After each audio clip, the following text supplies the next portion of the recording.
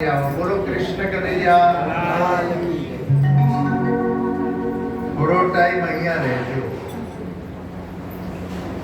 આ મનુષ્યનું જે ટાણું મળ્યું છે એમાં સંતો કહે છે કે તમે લાવો લઈ લો, નહીતર શરીરમાંથી પ્રાણ ગયા પછી આપ ગુવા પછી ડૂબ ગઈ દુનિયા. પછી લોટ પાણીનો લાડવો અને બીજું બધું પરસારું.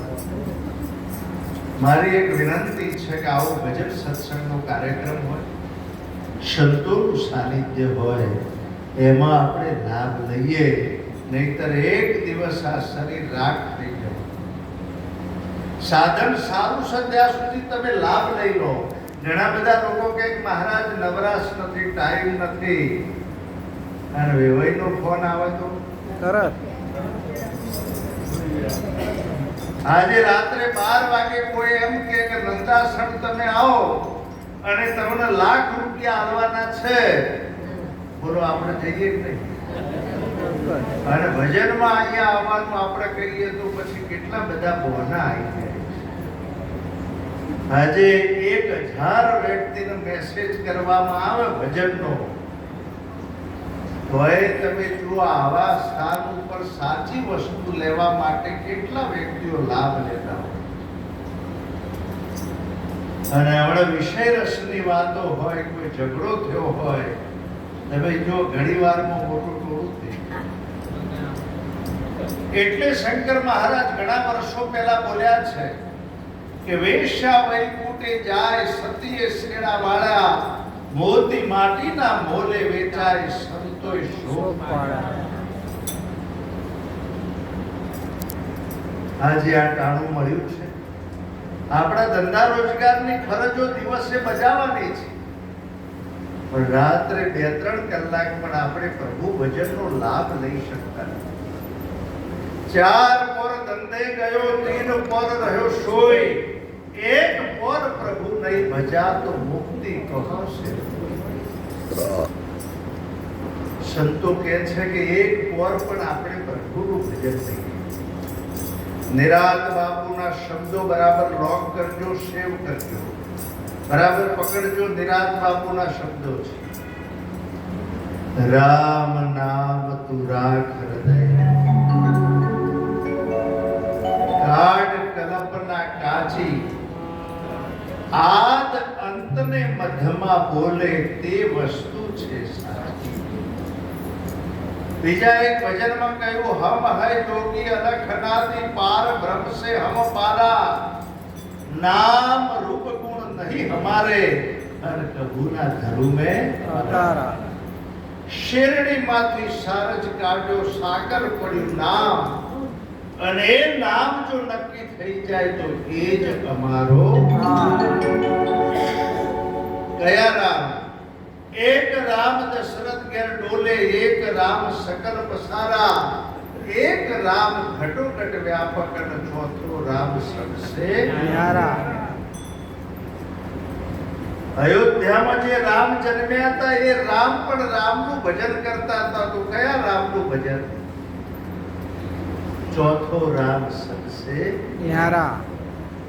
દશરથ રાજાએ શ્રવણને બાણ માર્યું, અને શ્રવણ હે રામ બોલ્યા હતા, તારે હે રામ કયા? ચોથો રામ સબસે. એ ચોથો રામ ગુરુ મહારાજના સાનિધ્યમાં. અને આપણી દોટ ક્યાં સુધી હોય? ગુરુમુખી બન્યા પછી પણ સાચી વસ્તુ આપણા પકડમાં ના આવે તો સુધી દોટ રાખો. અને ગુરુમુખી બન્યા પછી સતત ઘસારાની જરૂર છે. આપણે દર પૂનમનો મહિમા કેમ રાખીએ છીએ? ફક્ત ઘસારામાં. દર પૂનમે અલગ અલગ સંતો પધારે અને આપણાને લાભ આપે. અને આ ગુરુ મહારાજે જે વાત પીરસી છે, વાત યાદ.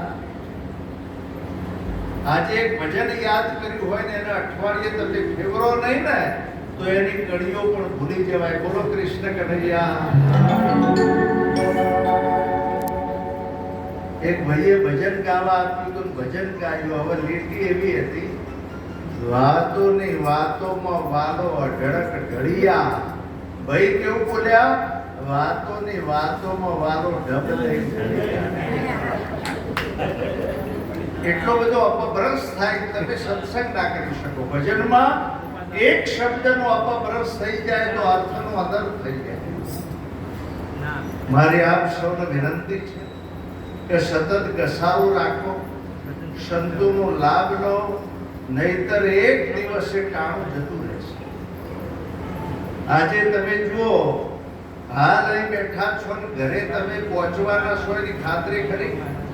બોલો તો ખરા. શ્વાસ બહાર નીકળ્યા પછી જો અંદર ના જો તો રામ બોલો ભાઈ, રામ. પહોંચવાના છો. ચિંતા ના કરતા, ઘણા ચિંતા થવા પછી. એટલા માટે શ્વાસે શ્વાસે. છોટમ મહારાજ થઈ ગયા, બરાબર ધ્યાન આપજો. છોટમ મહારાજ પેટલાદ તાલુકામાં મલાડ હતા. આજે પણ એ સંતની નિશાની તમને તો જાઓ તો જોવા મળે.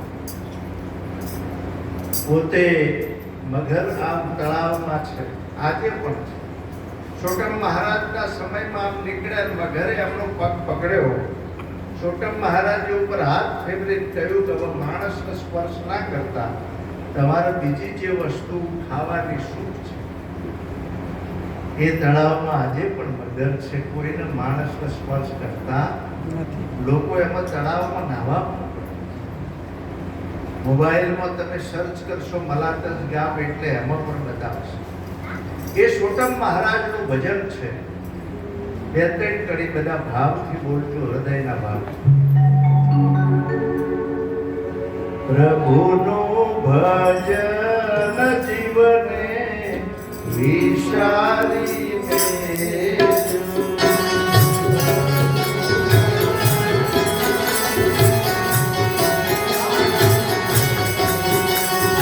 સંસારી સુખ વાતું લાગ્યું છે નાણા જીવડા, નરકની વાટે તારે જાવું રે પડશે.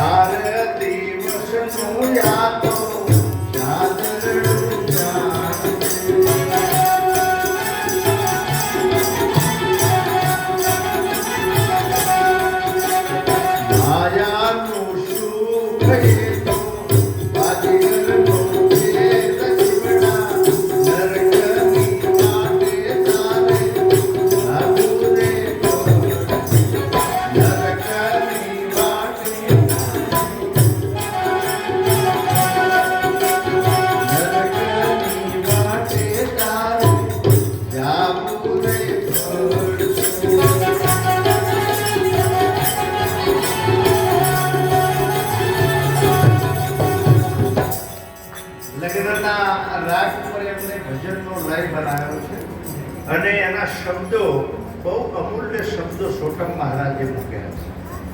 નિરાત મહારાજની વાણી હોય, કબીર સાહેબની વાણી હોય, આપણાને કંઈક દિશા બતાવે છે અને એ દિશા પ્રમાણે આપણે ચાલવાનું છે. એક વાર જય બોલો સદગુરુ મહારાજ.